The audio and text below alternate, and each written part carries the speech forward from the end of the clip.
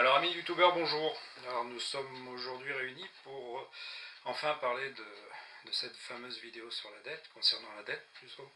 Je vais la faire en plusieurs petits morceaux parce que je me suis rendu compte d'une chose. L'autre jour j'ai réalisé une vidéo concernant l'arnaque démocratique et la deuxième partie faisait plus de 40 minutes et je me suis rendu compte qu'elle avait été très peu visionnée. Donc on va essayer de faire court, mais on va essayer de faire soft, mais consistant. Alors j'aimerais démarrer cette petite vidéo par deux déclarations. La première, nous la devons à Mark Twain. Alors Mark Twain était un écrivain, un essayiste américain, qui a dit un jour il est plus facile de tromper les gens que de leur faire admettre qu'ils ont été trompés. Et la deuxième, nous la devons à un monsieur qui a été directeur du FBI durant 48 ans. Il s'agit d'Edgar Hoover. Edgar Hoover avait à peu près dit ceci. Les gens sont paralysés devant une conspiration qui est si monstrueuse qu'ils ne peuvent pas croire que ça existe. Alors, tout ça c'est simplement pour étayer mon propos, à savoir que l'espèce humaine, et quand je dis l'espèce humaine, je considère que j'en fais partie, est facilement, on peut facilement nous duper. Moi-même, j'ai été dupé par de nombreuses choses durant des années. J'étais un passionné d'astronomie et pendant longtemps, j'ai avalé des choses du style notre planète tourne sur un axe à peu près à une vitesse de 1600 km/h à l'équateur, pendant que cette vitesse est nulle au pôle au pluriel. Et tout cela sans perte d'atmosphère dans l'espace. Cette même planète gravite autour de notre Soleil à une vitesse de 105 000 km/h, si l'on en croit la science. Notre propre Soleil, lui, orbite autour du centre de notre galaxie à une vitesse qui est de l'ordre de 965 000 km/h. Notre petite galaxie, elle, orbite autour de celle d'Andromède à une vitesse qui là nous amène à dépasser le million de km/h. Et tout ce beau monde, tout ce petit amas galactique se dirigerait vers la constellation de la Vierge à une vitesse, tenez-vous bien, de près de 1 800 000 km/h. Vous voyez, j'en perds les pédales tellement les chiffres sont énormes. Alors je voudrais simplement, en aparté, vous faire réfléchir à une petite chose. Je présume que pour l'instant mon auditoire est essentiellement du Nord. Dans le Nord, on a besoin de soleil, c'est bien connu. On l'a dans le cœur, mais on ne l'a pas dehors. Et on a tous vécu, jeunes et moins jeunes, vous savez, de ces belles soirées d'été, de ces belles nuits d'été, où il n'y a pas une miette de vent, rien du tout. Vous entendez les insectes, rien ne bouge, même la cime des arbres, on entend. Paradoxal, vous ne trouvez pas? Entre ce que la science nous explique et ce que nous pouvons constater de visu dans nos propres vies. Pour aller plus loin, et j'en ai déjà parlé, on veut nous faire avaler que nous sommes de vilains réchauffeurs de la planète, à nous tout seuls, que le vaccin c'est la panacée, que le petit Jésus serait né un 24 décembre, le Père Noël, et le dernier Père Noël en date, on vient de le vivre le 7 mai dernier, avec l'élection d'un Macron, censé sauver la France, et qui vient directement, qui est là mis en orbite par ceux que je vais dénoncer dans cette série de vidéos concernant la dette, en l'occurrence les Rothschild. Donc vous voyez que tout ça, c'est vraiment paradoxal et que l'espèce humaine a vraiment une prépondérance à se laisser duper, pour rester poli, ou plus simplement entuber, toujours par une minorité.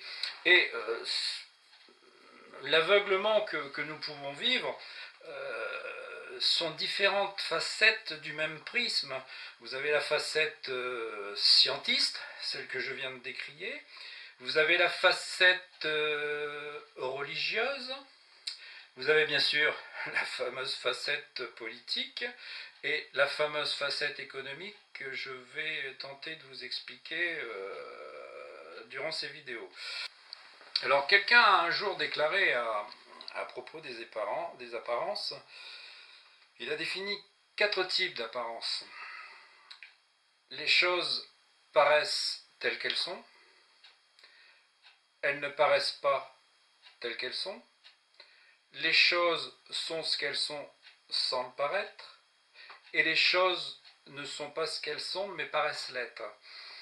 Alors, ce brave monsieur, si mes souvenirs sont bons, était un philosophe du nom d'Épictète. C'était un monsieur que Platon avait rencontré durant ses nombreux voyages. Et en fin de compte, ce monsieur cherchait simplement à expliquer que les apparences peuvent souvent être trompeuses.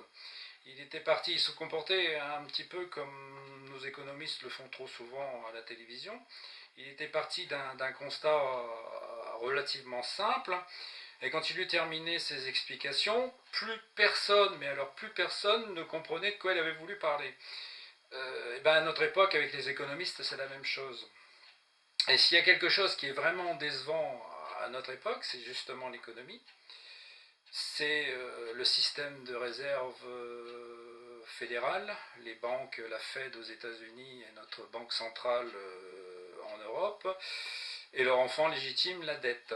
Et ce fameux enfant légitime, on pourrait le comparer au quatrième type d'apparence de ce philosophe, c'est-à-dire les choses ne sont pas ce qu'elles sont, mais paraissent l'être.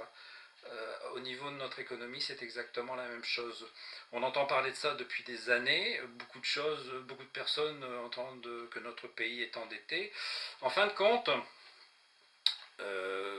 pour ceux qui ont à peu près mon âge, vous vous souvenez à la campagne, quand on allait chez nos grands-parents, au-dessus de la table de salle à manger, il y avait le fameux tourniquet, pas très ragoûtant. Moi, je m'en souviens, avec les mouches qui tombaient dans le bol de lait blanc,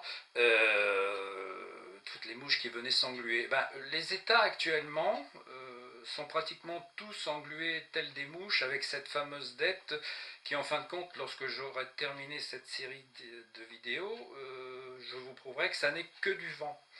Alors ça n'est que du vent, mais durant la campagne des élections que nous venons de vivre, personne, aucun politicien n'a vraiment pris la peine de dénoncer cette fameuse dette.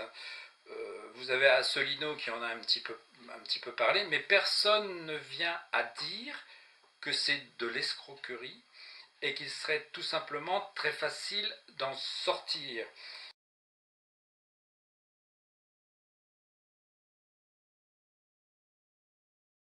En 2014-2015, lorsque j'étais en train d'écrire mon troisième bouquin, j'ai à te parler, j'avais déjà abordé ce problème de la dette. Je disais que nous étions en enfer et que le cercueil France avait été cloué par nos différents politiciens qui, soi-disant, géraient notre pays depuis des décennies, avec toujours la fameuse alternance gauche-droite qui est vraiment l'alternance hypnotique, et qu'ils nous avaient cloué notre cercueil et que nous étions dedans, dans la capacité d'en sortir à cause de cette fameuse dette issue de la fameuse loi du 3 janvier 1973, dite loi Giscard-Pompidou-Rothschild. J'expliquais alors que les clous qu'on utilisait pour nous enfermer dans ce cercueil n'étaient certainement plus déjà, je vous parle en 2014, des clous de 110, mais étaient bel et bien des clous de l'ordre de 2000 milliards d'euros. Vous voyez les chiffres, j'ai du mal à les prononcer tellement ils sont importants. Alors pour vous donner une petite idée de ce qu'était en 2014 le montant de la dette de la France, 2000 milliards d'euros, imaginez-vous 2 stades de France remplis de palettes de billets de 100 euros.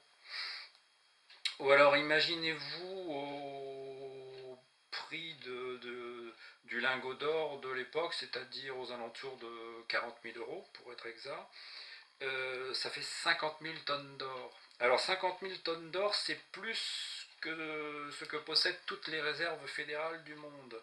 C'est c'est pratiquement toutes les réserves minières en or, c'est pas moi qui le dis, c'est Wikipédia, que contient la planète. Si mes souvenirs sont justes, les réserves mondiales sont estimées à quelque chose comme 50 ou 51 000 tonnes d'or. Vous prenez 4 petites pièces de 1 euro, ça fait 1 centimètre.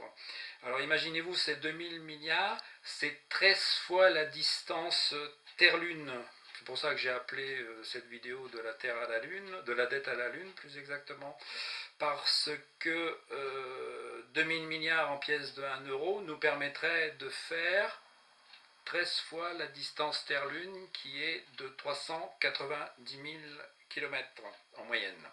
Donc vous voyez que nous sommes enferrés dans quelque chose qui n'a plus de dimension réelle. On parle de chiffres qui sortent complètement de toute notion d'évidence, d'intelligence. On est rentré dans des sphères qui sont... C'est de l'ésotérisme financier. Donc il est grand temps que le français se réveille et constate qu'on nous a mis dans une prison, comme je l'ai expliqué, je ne sais plus dans quel bouquin ou dans quelle vidéo. On est dans une prison volontairement assis à l'intérieur du cachot. Il n'y a pas de barreaux, ni aux portes, ni aux fenêtres. On pourrait s'en aller, mais on nous dit qu'on est en prison. On nous dit que nous sommes endettés, mais la faute à qui? La faute à qui? Avant, la France empruntait à la Banque de France, au taux zéro. Désormais, depuis 1973, nous sommes obligés d'aller emprunter sur les marchés, avec intérêt. Les courbes d'endettement année après année correspondent parfaitement à cette fameuse loi de 1973. Comment tout cela a commencé? Parce qu'il faut bien un début. On a tous en mémoire les Nobelés d'Astérix où on voit le prêteur romain, celui qui est censé percevoir les impôts, se promener avec des gardes et un énorme coffre-fort sur lequel il est assis et dans lequel il y a des milliers de sesterces en or. On a tous en mémoire les fameuses bourses à la Jacouille, Jacouille la fripouille, des bourses qui contenaient de belles pièces d'or. Bon, tout ça, c'était bien beau. L'or, l'argent ont toujours été des métaux qui ont permis d'effectuer les transactions parce qu'il y avait une confiance dans ces monnaies d'échange. Tout repose toujours sur la confiance, pardonnez-moi. La véritable histoire va commencer avec les orfèvres. Les orfèvres, au Moyen-Âge, sortie du Moyen-Âge, étaient les seuls à posséder des coffres. Il est évident que lorsque vous aviez de grosses transactions à effectuer, lorsque vous étiez richissime, vous trinqueballez avec des caisses, des coffres ou des grosses bourses d'or, c'était pas ni pratique et c'était même dangereux parce que vous étiez censé vous les faire dérober. Les orfèvres ont commencé à se voir confier toutes ces pièces d'or contre reçus. On va dire que les fameux reçus ont été les premiers billets de banque à entrer en circulation, les premiers bons à entrer en circulation. Et à partir de là, les gens n'ont vu que l'aspect pratique des choses. Lorsque vous aviez une transaction à faire, lorsque ça commençait à être connu, il était préférable et accepté, tout le monde acceptait un reçu plutôt qu'une bourse, parce que tout à chacun savait très bien qu'il suffisait d'aller chez le prêteur, chez l'orfèvre, pour changer le fameux bon, le fameux papier, pour sa contre-valeur en or. Bon, il est évident que ce système est avantageux, ce système est très correct, dès l'instant où les gens qui en sont les détenteurs l'utilisent avec parcimonie, mais ils l'utilisent surtout dans la confiance et dans le respect mutuel. Et nous verrons la prochaine fois qu'en fait de respect mutuel, les orfèvres ont commencé à utiliser et à vendre des bons qui reposaient sur de l'or qui ne leur appartenait pas. La suite au prochain épisode. Merci.